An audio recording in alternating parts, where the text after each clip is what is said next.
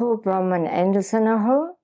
I'm blind from macular degeneration. I'm a retired psychologist and I'm currently still a leadership coach.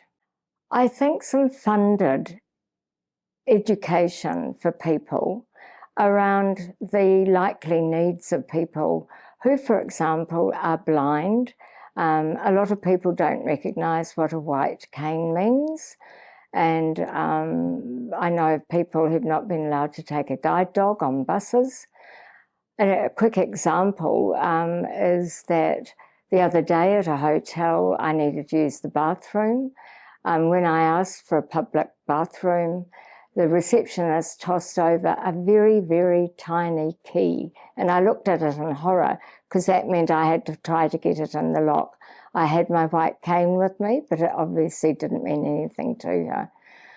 By the time I had followed the very vague instructions to get there, I found that the public toilet was in a very narrow, dark corridor with no lighting. So I ended up in this dark space, legs crossed, fumbling around, trying to find the keyhole to get the key into it. By the time I got in there, my dignity was sorely, sorely pressed.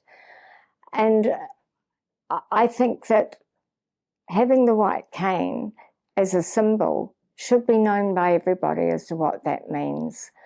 Another example of people's lack of education around such a thing as blindness is when, I say I need some help in a shop and I'm blind, so I can't read the labels. People look at me and say, well, you don't look blind. And I'm thinking, what on earth am I meant to look like? So there's a huge lack of education with New Zealanders. Well, for example, the same day that I had the trouble finding the key and getting it into the lock, I was trying to get a taxi that took the total disability card. And that was really, really difficult, far more difficult than it needed to be.